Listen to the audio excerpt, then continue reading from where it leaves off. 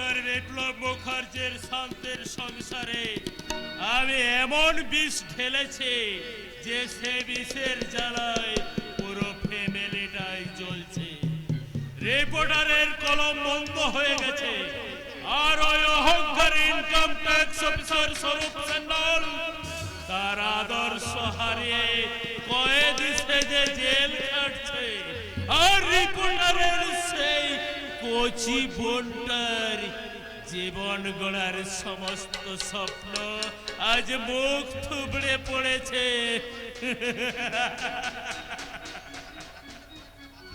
আবার চলার পথের কয়েকটা বাধা আমি এক থুড়িতে উড়িয়ে দিয়েছি। এবার শের খানকে দিয়ে শক্তিমানকে শেষ করতে পারলে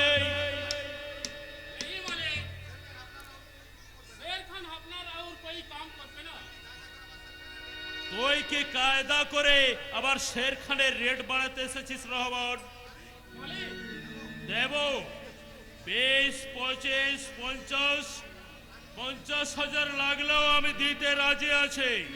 যেমন করে হোক শক্তিমানকে আমি শেষ করতে চাই, কারণ ওই শক্তিমানেই আমার চলার পথের একমাত্র বাধা। বল কত টাকা চাই তোর? না, আমি আর কোনো কথা শুনতে চাই না। আমি শুধু শুনতে চাই শক্তিমানের মৃত্যু সংবাদ। বল কত টাকা চাই তোর? 25, 50, 1 লাখ? लाखों रुपया दिलो भी शेर खान और कोई काम करबे ना बोले, कारण एक बस्ती वाली लड़की शेर खान दिमाग बिगड़े दिए। शेर खान और लड़की के साथ प्यार का घर बनावे, शादी करे, इंसान बनবে। মিথ্যে কথা। কাল শের খান শক্তিমানের কাছে মার খেয়ে পালিয়ে এসেছে বলে আজ তুমি মিথ্যা কাহিনী শোনাতে এসেছো। झूठ बात मत बोलो ना बेम साहब। शेर खान शेर আছে, शेर। শের কি শেয়াল সেটা কালই প্রমাণ হয়ে গেছে। এ তুই কি বলছিস সেটা? আমি ঠিকই বলছি দাদা সোনা।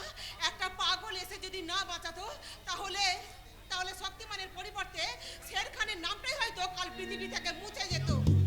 এ আমি কি শুনছি রহমান? যাকে তুই এতকাল শেরের সাথে তুলনা করে এসেছিস তার ক্ষমতা এতই তুচ্ছ। দে আমার টাকা ফিরিয়ে দে। रुपया वापस करे। এই রহমান ওস্তাদ अपना बात को छोटा করবে না বলে, मैं ही खुद शक्तिमान को पकड़ाবে। শের খান যার কাছে শক্তির মোকাবেলায় হেরে যায়, এই বয়সে তুই কিনা তার সাথে মোলাকাত করতে চাস? उमर রহমান ওস্তাদ तो कायन नहीं बनाया बोले, এই বুটটা হাড্ডি মে রহমান ওস্তাদ ভেলকি লাগিয়ে দিতে পারে। आप मत सोचें बोले, ওই শক্তিমান को हमें না রহমান, আমি শের খানের কোথায় তোকে টাকা দিয়েছি, কাজেই শের খানের হাতে আমি কাজ দেখতে চাই। দ্বিতীয়বার শক্তিমানের মুখোমুখি হওয়ার জন্য যেমন করে হোক ওই শের খানকে রাজি করো। लेकिन शेर खान और कोई काम করবে না বলে। নিজের ছেলে তোমার কথা শুনবে না? मेरा अपना बेटा होले वो साला हमारा बात जरूर सुनतो मेम साहब, लेकिन वो साला शेर खान तो কি বললি রহমান? শের খান তো নিজের বেটা নয়, ওই শের খান गलती হয়ে গেছে মালিক। मेरा बेटा को हमें जरूर समझाবে। Shut up. বল কে ওই শের খান, কি ওর আসল পরিচয়? कुछ ना मालिक, আমি अल्लाह का नाम लिए बोलছে। शेर खान मेरा अपना बेटा আছে, मैं भी उसका असली पिताजी। आप मत सोचें मालिक, शेर खान को हमें जरूर समझाবে, आपका काम हमें जरूर कराবে मालिक, जरूर कराবে, जरूर कराবে। রহমান ওস্তাদ বোধহয় কোনো কিছু গোপন করে গেল দাদা সোনা। কিন্তু কি গোপন করতে পারে? শের খান যদি ওর নিজের বেটা না হয় তাহলে কে ওই শের খান? আর কেনই বা রহমান ওস্তাদ ওকে নিজের বেটার পরিচয়ে মানুষ করলো? আবার একটা নতুন দুশ্চিন্তা এসে আমার ব্রেনে জমা হলো। শুধু তোমার ব্রেনে নয় দাদা সোনা, এমন অনেক দুশ্চিন্তাই আজকাল আমার ব্রেনেও ঘোরাফেরা করছে। তোর আবার কি দুশ্চিন্তা? তুই হলে এমএলএ ভুজঙ্গনাগের একমাত্র বোন, খাবি ঘুরবি মজবস্তি করবি, যেভাবে লাইফটাকে এনজয় করতে চাস সেভাবেই করবি। তাই তো করতে চেয়েছিলাম দাদা সোনা। আমি চেয়েছিলাম স্বরূপ আর সেই স্বর্ণালীর লাইফে তুমি এমন একটা গেম খেলবে যার ফলে স্বরূপ সেই স্বর্ণালীর কাছ থেকে ছিটকে বেরিয়ে আসতে বাধ্য হবে, আর সেই সুযোগে সেম সাইড গেম খেলে আমি স্বরূপকে জিতে নেব। তারপর তারপর তিন দিন করে ওকে শেষ করে আমার প্রতি অপমানের যোগ্য প্রতিশোধ আমি নেব। সেই গেমটাই তো আমি খেলতে চেয়েছিলাম সিস্টার, কিন্তু স্বরূপ যে হঠাৎ অফ সাইডে ঢুকে ফাউল করে বসবে কে তা জানতো। যাই হোক, এই চ্যাপ্টারটা এবার আমি ক্লোজ করতে চাই, কারণ এক সিরিয়াস চ্যাপ্টার এখন আবার ব্রেন খারাপ করে দিচ্ছে। সিরিয়াস চ্যাপ্টার মানে? ফ্রান্স থেকে আজ এক নতুন বিজনেসম্যান আসবে, তাকে যদি খুশি করা যায় তাহলে সে আমাকে হয়তো তার বিজনেস পার্টনার করে নেবে, কিন্তু এই মুহূর্তে তাকে খুশি তার আদর আপ্যায়ন করার মতো তেমন বিশ্বাসযোগ্য কাউকেই পাওয়া যাচ্ছে না, আর সেই জন্যই আমি ভীষণ টেনশনে আছি। এর জন্য এত টেনশনের কি আছে দাদা সোনা? আমি তো রয়েছি নাকি? তুই? না না, এটা তুই কি বলছিস? আমার বোন হয়ে কিনা তুই? তাতে কি হয়েছে দাদা সোনা? শুধু তুমিই জানো যে আমি তোমার বোন, কিন্তু উনি তো জানেন না তোমার গেস্টকে খুশি করার দায়িত্ব আমি নিলাম। আমিও ঠিক এটাই চেয়েছিলাম, সোজাসুজি রাজি না হলে তোমাকে আমি উল্টো করে। কি ভাবছো দাদা সোনা? না মানে ভাবছিলাম যে কাজটা কি তুই করতে পারবি? ভরসা করতে পারছো না তাই তো? তবে দেখো আমি কেমন করে তোমার সেই ফ্রান্সের গেস্টকে বস করি। সেটা ডোন্ট মাইন্ড দাদা সোনা, মনে করো তুমি সেই ফ্রান্সের বিজনেসম্যান আর আমি সেই বিজনেসম্যানের এনজয় পার্টনার মিস শ্বেতা। दिल मेरा हर बारी मिलने को बेकरार है, कहो ना प्यार है, कहो ना प्यार है, कहो ना प्यार है, कहो ना प्यार है। दिल मेरा हर बारी मिलने को बेकरार है, कहो ना प्यार है, कहो ना प्यार है, कहो ना प्यार है, कहो ना प्यार है। আর কি রাস্তা হুলে এমএলএ স্যার বাড়ির বদলে 5 স্টার হোটেলে এসে পড়লাম না।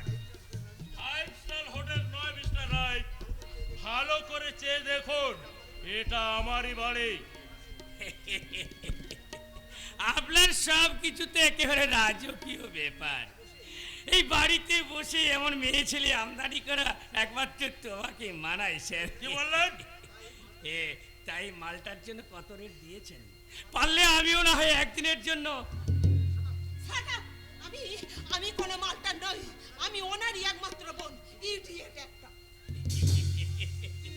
এই সব মেয়েই তো মাল বলে জানি, কিন্তু কোন মালটা কার বোন সে কি করে জানবো, তাই না স্যার? থামুন, চুল্লু খেয়ে উল্লু হয়ে কি সব বাজে বাজে কথা বলছেন? কতবার বলেছে এসব চুল্লু টুল্লু খাবেন না। খেতাম না স্যার, আগে আমি চুল্লু টুল্লু কিছুই খেতাম না। এই যেদিন সরকারি পাইকারি হারে কতগুলো মাতাল মারা গেল আর সরকার তাদের ফ্যামিলিকে 2 লক্ষ টাকা ঘোষণা করলো, সেই দিন থেকে আমিও আমার লাইফটাকে ইনশিওর করার জন্য চুল্লু খেতে শুরু করেছি। চুল্লু খেয়ে লাইফ ইন্স্যুরেন্স? ইয়েস, আরে লাইফ ইন্স্যুরেন্স করা মানে তো বছরে বছরে মোটা টাকা প্রিমিয়াম দেওয়া, আর কি চুল্লু ইন্স্যুরেন্স করা মানে কোনো প্রিমিয়াম দিতে হবে না, শুধু চুল্লু খেয়ে নেশা করলেই হলো, আর বেঘরে সেই প্রাণটা হারাতে পারলেই আপনার ফ্যামিলি পেয়ে যাবে কর করে 2 লক্ষ টাকা, আর জিএসটি লাগু হলে রেটটা আবার দ্বিগুণ হবে। থামুন, বলুন কি জন্য এসেছেন? কাছে আসুন স্যার, এই কানে কানে বলতে হবে, এই সিক্রেট ব্যাপার কিনা। বলুন কি জন্য এসেছেন? শক্তিমানের জন্য আর আপনি ভাববেন না স্যার। শক্তিমানকে পেঁচে ফেলার জন্য আমি একটা দারুণ আইডিয়া ফেলেছি। কি আইডিয়া? বলবো না। হোয়াট? আমার আইডিয়াটা অ্যাপ্লাই করে আপনি শক্তিমানকে ধরে ফেলবেন, আরে আমার পারিশ্রমিকটা মাঠের মাঝে মারা যাবে, সেটি হচ্ছে না। শক্তিমান পলাশ টাকার বুকে আতঙ্ক সৃষ্টি করে রেখেছে। একজন পুলিশ অফিসার হিসাবে তাকে অ্যারেস্ট করাটা আপনার কর্তব্য।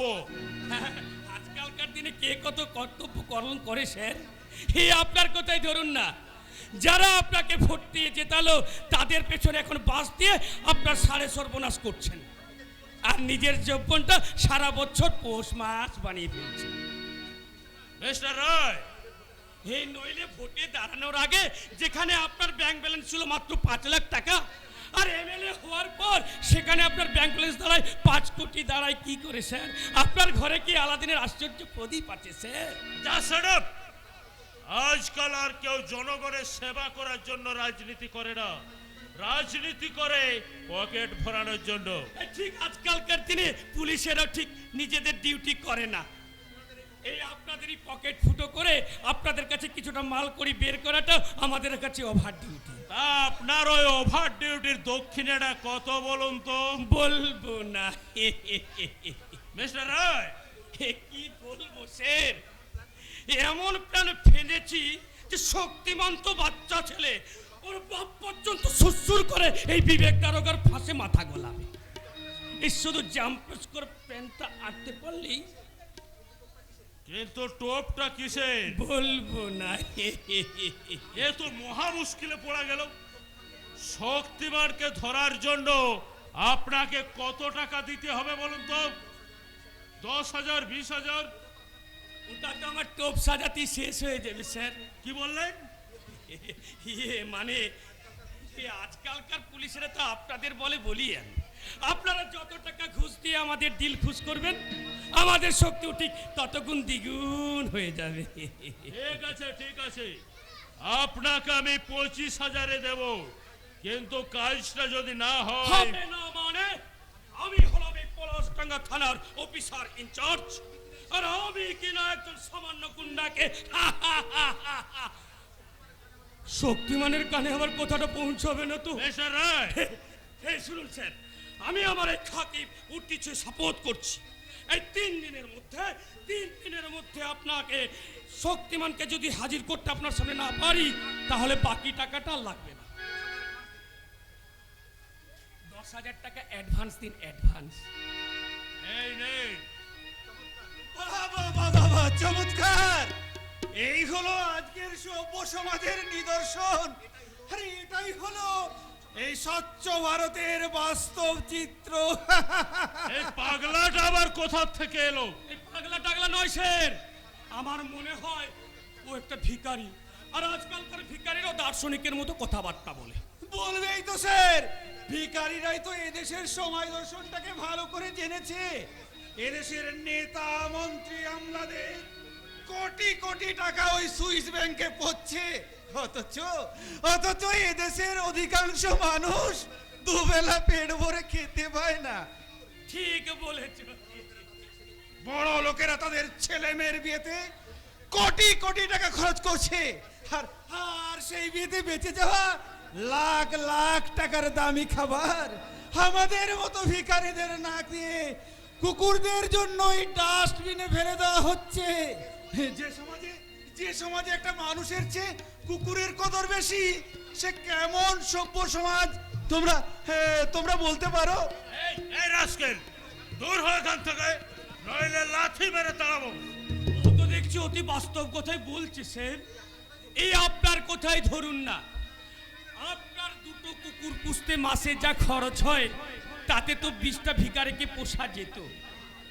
আহারে, তুমি যদি মানুষ না হয়ে কুকুর হতে, তাহলে স্যার বোধহয় তোমার গলায় রূপোর চেন পরিয়ে এই কুকুর মহলে তোমাকে সমাদর করে পুষে রাখতো। ঠিক যেমন চাঁদের চেন পরিয়ে তোমাকে পুষে রেখেছে, তাই না অফিসার? আয় আয়, কি আজে-বাজে কথা বলছো? আইনের ওই খাকি উর্দির সম্মানটাকে তুমি তো ধুলোয় মিশিয়ে দিয়েছো অফিসার। দেশের সর্বোচ্চ সম্মানের প্রতীক ওই অশোক চক্র লাগানো টুপিটা দিয়ে তুমি ঘুষের টাকা আড়াল করছো অফিসার? কেমন কেমন পুলিশ গো তুমি? আমি নামেই পুলিশ, জাতের পুলিশ নই, বুঝেছো? আমি যদি জাত পুলিশ হতাম না, তাহলে এই বেআইনি কথাবার্তা বলার অপরাধে তোমাকে এক্ষুনি arrest করে নিয়ে যেতাম। হ্যাঁ। তাহলে তো সবার আগে তোমার ওই লোকটাকে অ্যারেস্ট করা উচিত গো অফিসার, কারণ ওই লোকটাই তো তার বেআইনি কারবার চাপা দেওয়ার জন্য ঘুষ দিয়ে তোমায় কিনতে চাইলো। এই রাস্কেল, তুই জানিস না কার সামনে দাঁড়িয়ে কথা বলছিস? নেহাত আমি ছুঁচো মেরে হাত গন্ধ করতে চাই না, তাই নইলে তোকে আমি বুঝিয়ে দিতাম আমি ভুজঙ্গ মানে সাপ, তবে আমি গোখরো কেউটের মতো ছবল মারি না, অজগরের মতো আস্ত গিলে খাই। তবে কি তুমি সেই অজগর যে আমার জীবনটাকে 22 বছর থেকে গিলে খেয়েছো, আমার স্বপ্ন ভরা অতীতটাকে গিলে খেয়েছো, আমার জীবন থেকে হারিয়ে দিয়েছো আমার স্ত্রী পুত্র পরিবারকে। কে কে তুই? সত্যি করে বল, তুই কে?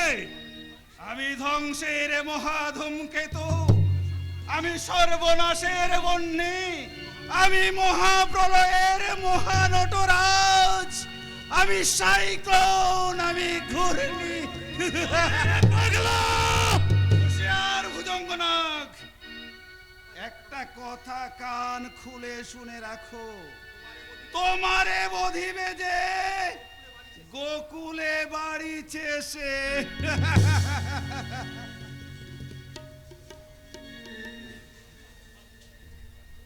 এই অভিশপ্ত জীবন নিয়ে আর আমি বাঁচতে চাই না। আমার জন্যই দাদারা সমাজে মুখ দেখাতে পারছে না। যে স্বরূপ আমাকে ভালোবেসে আমাকে নিয়ে ঘর বাঁধতে চেয়েছিল, সেই স্বরূপকেই কিনা আমি মিথ্যে অভিযোগে জেলে পাঠাতে বাধ্য হয়েছি। না না, আমি শুধু বিশ্বাসঘাতিনী নয়, আমি কলঙ্কিনী। তাই তো এই বিষ পান করে আমার এই কলঙ্কিত জীবন আমি শেষ করে দেব। ফল বলছি।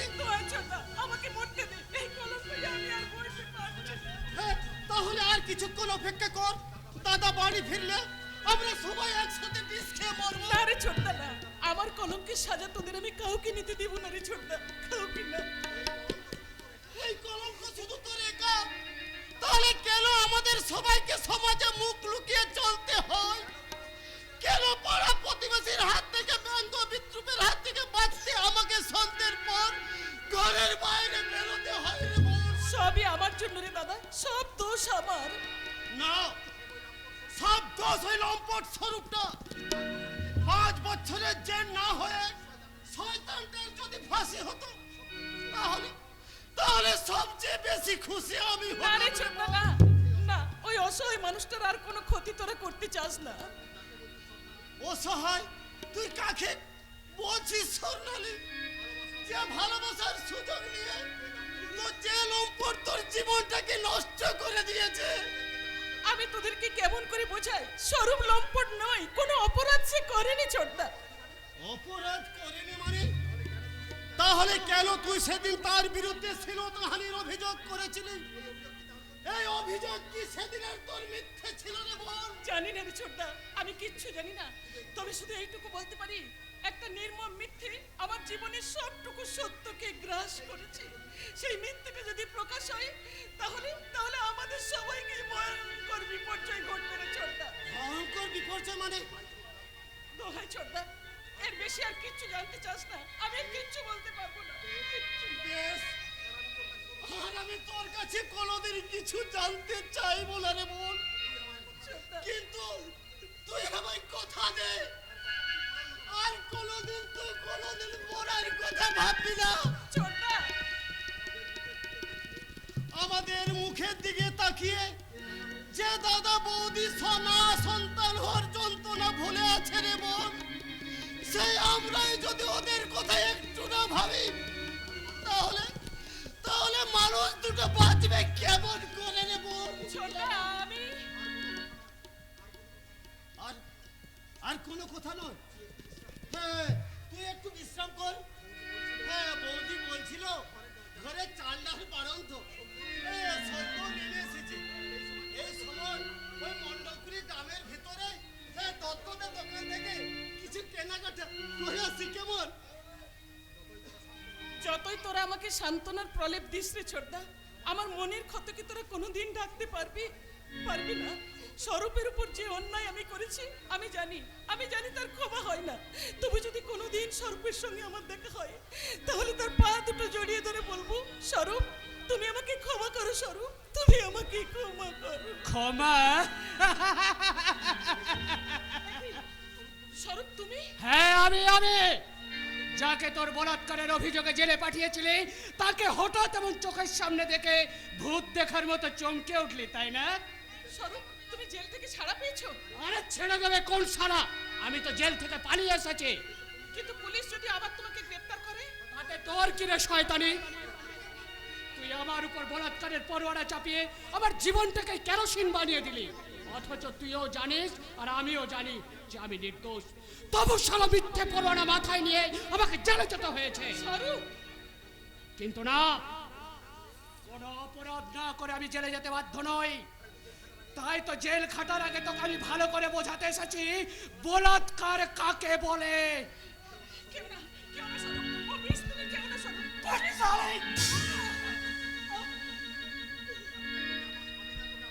আমি না তোকে আমার জীবনের থেকেও বেশি ভালোবাসতাম, আর সেই ভালোবাসাকে সার্থক করতে আমি তো তোকে বিয়ে করতেও রাজি ছিলাম। তাহলে কেন তুই এইভাবে আমার সাথে বেইমানি করলি? এই বুঝি আমার ভালোবাসার প্রতিদান? স্বরূপ তুমি আমার কথা শোনো। না, আর আমি তোর কোনো কথাই শুনবো না। আজ আমি তোকে জানোয়ারের মতো ধর্ষণ করব, স্বরূপ তারপর নিজেকে আমি পুলিশের হাতে তুলে দেবো। ছেড়ে দাও স্বরূপ, ছেড়ে দাও স্বরূপ, ছেড়ে দাও আমাকে, ছেড়ে দাও স্বরূপ, ছেড়ে দাও। পুলিশ, এই শয়তানে, আমি ওই পাশের ঘরে লুকোতে চললাম। পুলিশকে আমার খবর বলেছিস তো তোকে একেবারে কেটে কুচি কুচি করে দেব। স্যার এরপরেও কি বেঁচে থাকা যায়? তুমি আমাকে বলে দাও ঈশ্বর, তুমি আমাকে বলে দাও এখন আমি কি করব? ভিতরে আসতে পারি? হ্যাঁ কি আপনি? সাব ইন্সপেক্টর কাঞ্চন নাগ। গতকাল রাত্রে স্বরূপ সান্যাল নামে একজন কুখ্যাত আসামি জেল থেকে পালিয়ে গেছে এবং কিছু পাবলিকের রিপোর্ট সে নাকি কিছুক্ষণ আগে এই বাড়িতে এসে ঢুকেছে। হ্যাঁ স্যার। তাহলে বলুন সে কোথায়? মানে কই কিছু জানি না তো। কিন্তু এই মাত্র আপনি যে বললেন। আমার ভুল বলা হয়ে গেছে স্যার, কোনো ফেরারি আসামি এ বাড়িতে আসেনি। আমার মনে হয় আপনি মিথ্যে বলে আসামিকে প্রশ্রয় দিচ্ছেন। বাড়িটা আমি সার্চ করব। দাঁড়ান স্যার, আমার দাদা বাড়ি ফেরা না পর্যন্ত এই বাড়ি আপনি সার্চ করতে পারেন না। কে আপনার দাদা? Reporter Biplab Mukherjee. I mean আপনি সেই স্বর্ণালী মুখার্জি, ওই ফেরারে আসামি স্বরূপ সান্যাল যাকে। I am sorry. এবার নিশ্চয়ই আপনি অনুমান করতে পারছেন স্যার, কোনো ফেরারি কয়েদি যদি এ বাড়িতে আসতো তাহলে নিশ্চয়ই তাকে আমি নিজেই আপনার হাতে তুলে দিতাম। সরি স্বর্ণালী দেবী, আপনি সৎ এবং সত্যবাদী রিপোর্টার বিপ্লব মুখার্জির বোন। তাই শুধুমাত্র আপনার কথাকে বিশ্বাস করেই আমি ফিরে চললাম।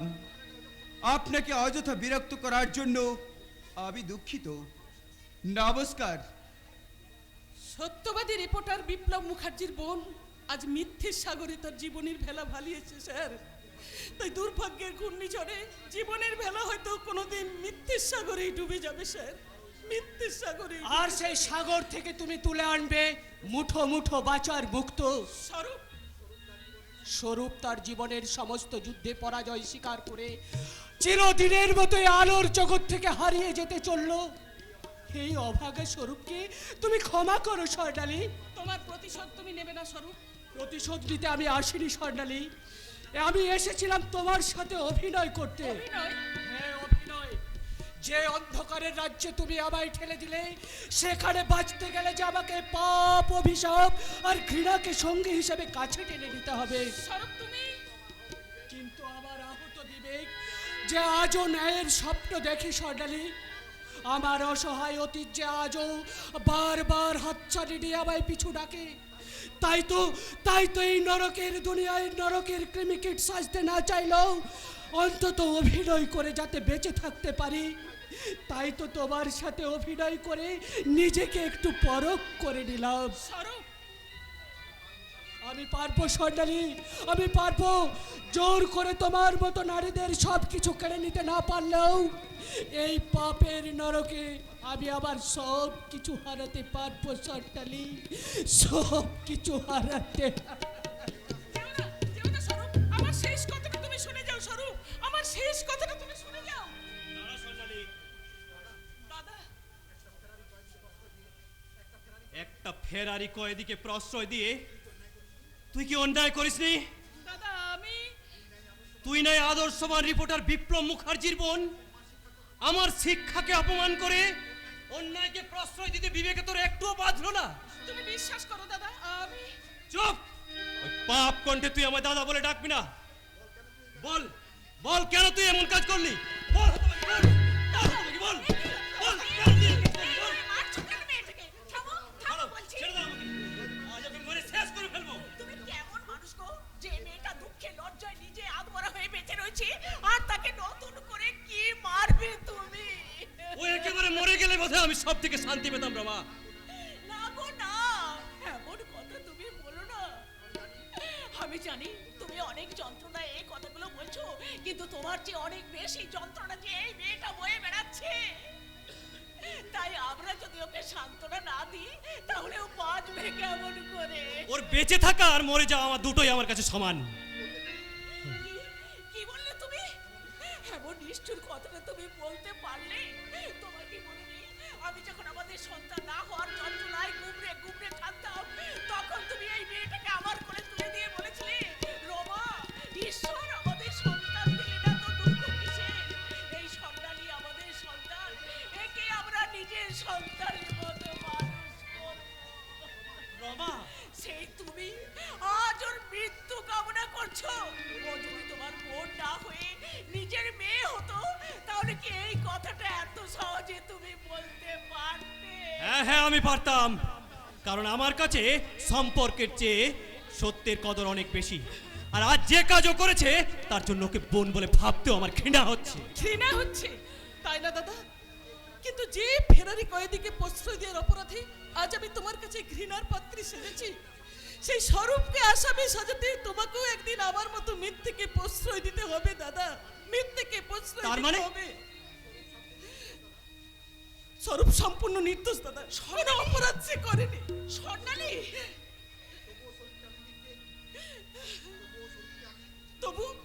তবু স্বরূপকে আমি মিথ্যে অভিযোগে জেলে পাঠাতে বাধ্য করেছি। কে বাধ্য করেছে তোকে? বল সোনালি বল। আর কেই বা তোর সর্বনাশ করেছে? বল স্বর্ণালী, বল। বলতে পারবো না বৌদি, সে কথা আমি মরে গেলেও বলতে পারবো না। স্বর্ণালী! তবে শুধু একটা কথা জেনে রাখো বৌদি, একটা কথা জেনে রাখো, আমি শুধু অরূপকে আসামি সাজাতে বাধ্য করেছি। সেই মিথ্যে কথাটা যদি কোনোদিন প্রকাশ হয়, তাহলে শুধু স্বরূপ নয় বৌদি, আমাদের গোটা ফ্যামিলিটা একদিন শেষ হয়ে যাবে বৌদি, গোটা ফ্যামিলিটা শেষ। স্বর্ণালী, স্বর্ণালী, যাস রে সোনালি, দাঁড়া দাঁড়া। শুনলাম। বলে যা সোনালি, বলে যা আসল অপরাধীকে, তাকে আমি কঠোর সাজা দেবো সোনালি। এ আমি কি শুনলাম? নির্দোষ ছেলেটা অন্যের অপরাধ মাথায় নিয়ে জেল কাটবে। ওগো, আমরাও যে সমান অপরাধী। ওগো ঈশ্বর, এ আমরা কি ভুল করেছি? ফুলের মতো একটা নিষ্পাপ জীবনকে আমরা অকালে ছড়িয়ে দিয়েছি। না না, স্বরূপকে আমি এইভাবে শেষ হয়ে যেতে দেব না। আসল আসামিকে খোঁজার আগে আমি স্বরূপকে খুঁজবো। আইনের মিথ্যে সাজা থেকে ওকে আমি মুক্তি দেব। স্বরূপ, স্বরূপ।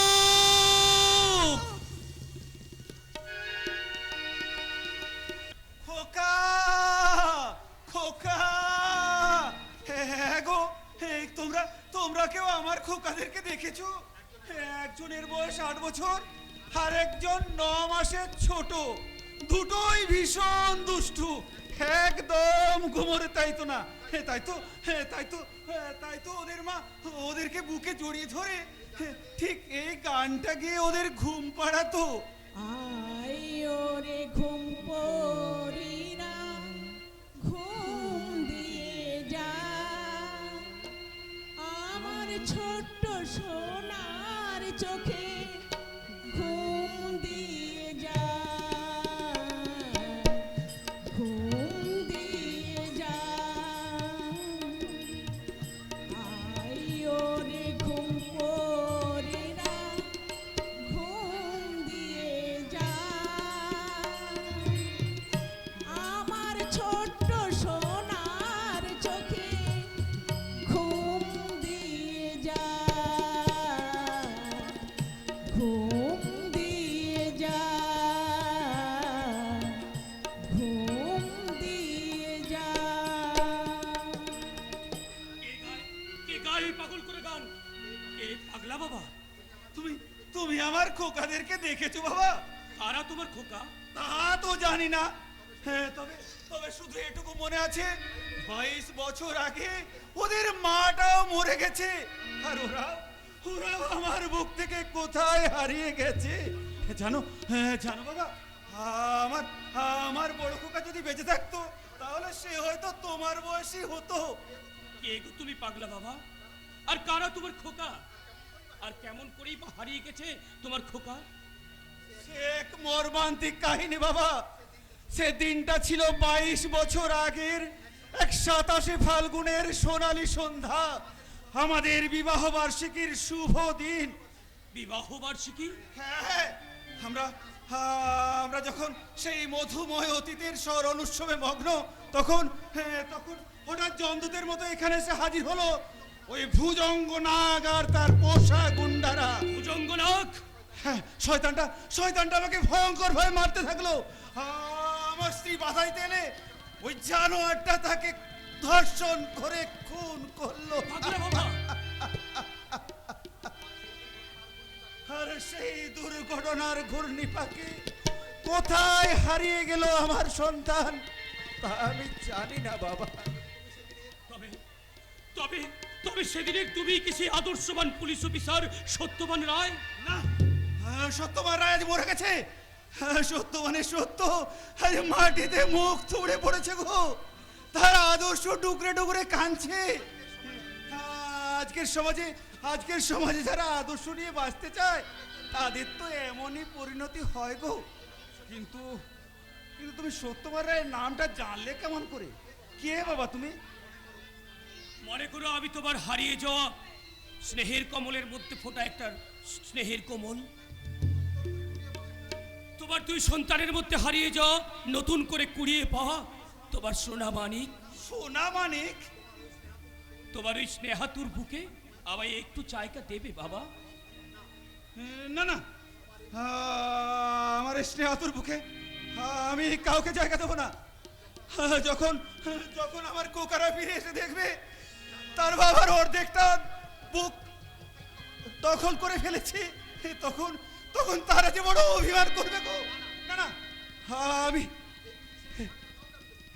আমি কাউকে আমার এই বিতৃষ্ণের ভাগ আমি কাউকে দেবো না, কাউকে না। কোকা কোকা যেও না পাগলা বাবা, তুমি ফিরে এসো। আমার প্রতি তুমি বিশ্বাস রাখো। আমি তোমার খোকাদেরকে ফিরিয়ে দেব, তোমাদেরকে ফিরিয়ে দেব পাগলা বাবা। দাঁড়াও শক্তিমান। ফুলবালি তুমি? কে ওই পাগলা বাবা? কেনই বা তুমি ওর পেছনে মরিচিকার মতো ছুটছো? ওর যে সবকিছু হারিয়ে গেছে ফুলবালি। শয়তান ভুজঙ্গ নাগ ওর সুখ শান্তি পরিবার সবকিছু কেড়ে নিয়ে ওকে পাগলা করে দিয়েছে। তাই তো এই পাগলার ক্ষত বিক্ষত হৃদয়ে আমি একটু শান্তির প্রলেপ দিতে এসেছিলাম। শুধু সান্ত্বনার প্রলেপ দিবে শক্তিমান? আমি যে শুনলাম সকলের প্রবলে অত্যাচারিত হয়ে জর্জরিত হয়ে মানুষের মনে শান্তির প্রলেপ দিতে এই শক্তিমানের আবির্ভাব। তবে কি শক্তিমানের বিচারে ওই আছে ফুলবালি আছে। শুধুমাত্র নির্যাতিত মানুষের জীবনের প্রতিশোধ নয়, এই শক্তিমানের ব্যর্থ জীবনের প্রতিশোধ নিতে সে মৃত্যুর সঙ্গে পঞ্জা লড়তে নেমেছে। শক্তিমান এত এতদিন শক্তিমানের অভিশপ্ত জীবন এক রহস্যের কালো অন্ধকারে ঢাকা ছিল। তাই তো এতদিন সে শুধু খুঁজে বেরিয়েছে তার জীবনের প্রধান শত্রুদের। কিন্তু কিন্তু আজ তার জীবন খাতার প্রতিটি কাহিনী এক পরিষ্কার হয়ে গেছে। তাই তো শক্তিমান এবার ছুটে যাবে ভুজঙ্গ নাগের মোকাবিলায়। তোমার সেই প্রতিশোধে আমি তোমার সঙ্গে থাকতে চাই শক্তিমান। ফুলমালিক তুমি ফুলওয়ালি নয়, আমাকে তুমি ঝিমলি বলে আপন করে কাছে টেনে নাও। হ্যাঁ, যেদিন ওই ভুজঙ্গ তার থেকে তুমি আমার সংগ্রাম বাঁচিয়েছো, সেদিন থেকে আমি আমার মন প্রাণ সুখ দুঃখ হাসি আনন্দ সবই আমি তোমার পায়ে উৎসর্গ করে দিয়েছি শক্তিমান, সবই আমি তোমার পায়ে উৎসর্গ করে দিয়েছি। বেশ, তবে তাই হোক। একই পথের পথিক আমরা, তাই একই লক্ষ্যে সামনে রেখে আমরা ছুটে যাব শয়তান ভুজঙ্গ নাগের কালো টাকার পাহাড়ে আগুন ধরিয়ে দিতে। ডিনামাইট চার্জ করে উড়িয়ে দেব ভুজঙ্গ নাগের পাপের পাতা। আর সেই ভুজঙ্গ নাগের বুকের রক্তে আমরা রচনা করব এক নতুন ইতিহাস, যার নাম লেখা থাকবে অপরাধীর ক্ষমা নেই। খোকা খোকা বন্ধ করো এই অভিশপ্ত ডাক। ও ডাক কর, আমি শুনতে পাচ্ছি না, বিলকুল শুনতে পাচ্ছি না। কি হলো শের ভাই, তুমি অমর করছো কেন? সেলিম, ও ডাক তুই বন্ধ করতে বল। ও ডাক শুনলে আমি পাগল হয়ে যাব। কেন শের ভাই, ও ডাক শুনে তুমি এত ডর করছো কেন? জানি না রে সেলিম, আমি কিচ্ছু জানি না। শের ভাই, জানিস সেলিম, কাল রাত্রে আমি একটু স্বপ্ন দেখলাম। একটু পাগলা খোকা খোকা বলে আমার দিকে ছুটে আসছে।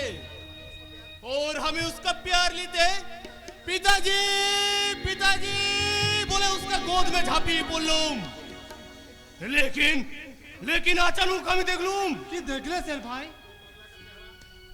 ও পাগলা का चेहरा बिल्कुल चेंज হয়ে গেল। आंसू माखा থেকে आग ঝরতে লাগলো। मुंह में फूटे उठलो एक राक्षस का मूर्ति। वो राक्षस हंसते हंसते दो हाथ দিয়ে আমার গলা চিপে ধরলো।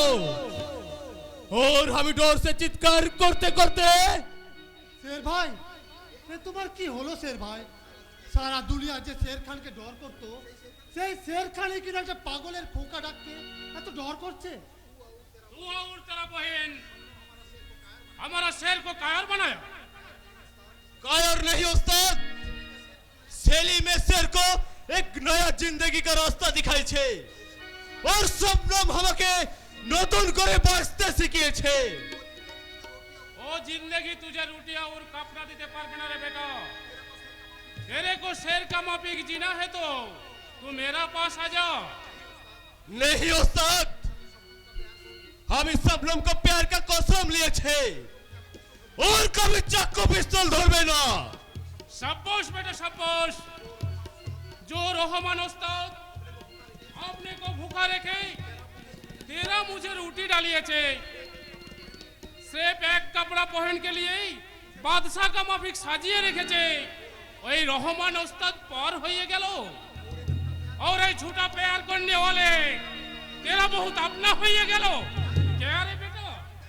पिताजी मेरा बात सुन बेटा, वो छुगड़ी का बात सुन ले, তোকে রাস্তে পর ভিক মাগতে হবে। না শের ভাই, ওস্তাদের কথা শুনলে সারা দুনিয়া তোমায় নফরত করবে। আমি নফরত চাই না রে সেলিম, আমি प्यार চাই, प्यार। हमें तुझे बहुत सारे रुपया दिलावे। আমার দিদি তোমায় প্যার দেবে, ঘর দেবে, সংসার দেবে। तू चुप जा सेलिम। तू मेरा पास आ जा बेटा। তুমি আমার কাছে এসো শের ভাই।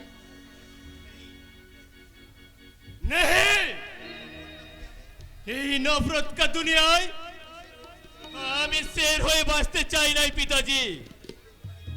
আমি এক বেগুনা जिंदगी চাই। मुझे जीने दो पिताजी, वो शबनम को प्यार का दुनियाए सिर्फ एक मामूली आदमी को तरह मुझे जीने दो पिताजी, मुझे जीने दो। এই, তুই আমার সাথে গদ্দারি করিয়েছে, বুঝলে আমি ছড়বে না সে।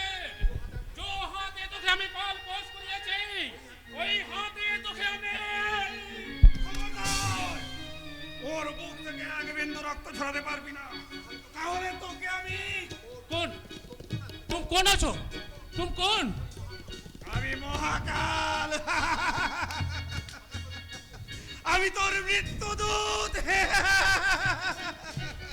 नहीं, ये नहीं हो सकता, कभी नहीं हो सकता, कभी नहीं, कभी नहीं। ये क्या? ये पागला बाबा के देखे ওস্তাদ ভেগে গেল কেন? তুমি পাগলা বাবা, আমি যে এক সন্তান হারা বাবা, আর ওই শয়তানটা আমাদের মতো বাবার মুখ থেকে কেড়ে নেওয়া একটা কসাই। তাই তো ভয়ে মুখ লুকোতে চাইলো গো। কিন্তু ও তুমি যদি ওর আপন বেটা হও, তাহলে ও তোমায় খুন করতে যাচ্ছিল কেন? ভাই ওস্তাদের আপন বেটা নয় পাগলা বাবা, খুব ছোট্টবেলায় ওস্তাদ শের ভাইকে চুরি করে এনে নিজের বেটা বানিয়েছে। ঠিক ধরেছি, একদম ঠিক ধরেছি। তাই তো ভাবি, গোবরে এমন পদ্ম ফুল ফোটে কি করে? क्या बोला? জানো বাবা, তোমাকে দেখলেই কেন জানি না আমার বড্ড কাছের মনে হয়। যেন মনে হয় তুমি আমার কত দিনের চেনা, পাগলা বাবা। কত আপন তোমার আমার সম্পর্ক। তুমি যদি আমার সত্যিকারের খোঁটা হতে।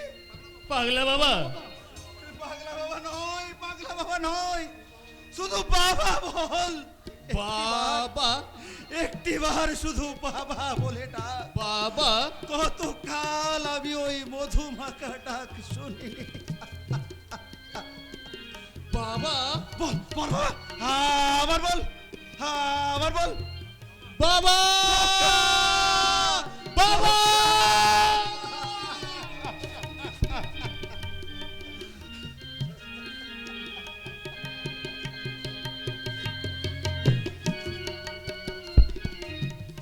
দোহাই স্যার, আপনি আমাকে মরতে দিন। এই জীবন আমি রাখতে চাই না, গঙ্গায় ঝাঁপিয়ে পড়ে আমি আত্মহত্যা করব।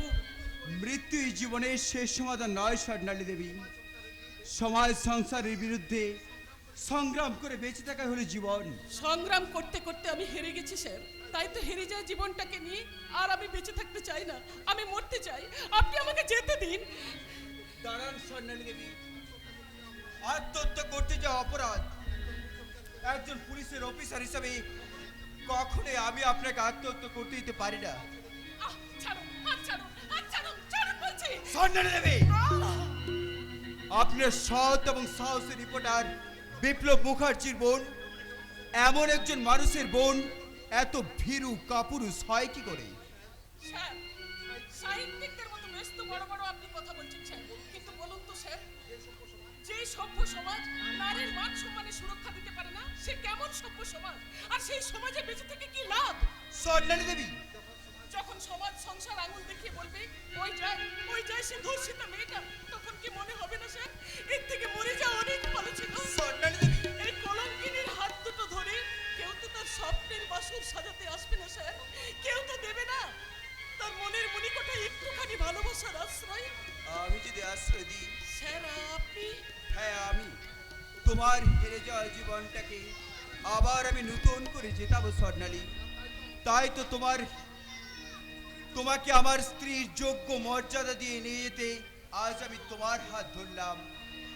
এই সুন্দর স্বর্ণালী সন্ধ্যায় একই বন্ধনে জড়ালে গো বন্ধু, এই সুন্দর স্বর্ণালী সন্ধ্যায় একই বন্ধনে জড়ালে গো বন্ধু, কোন রক্তিম পলাশের স্বপ্ন মোর অন্তরে ছড়ালে গো বন্ধু, এই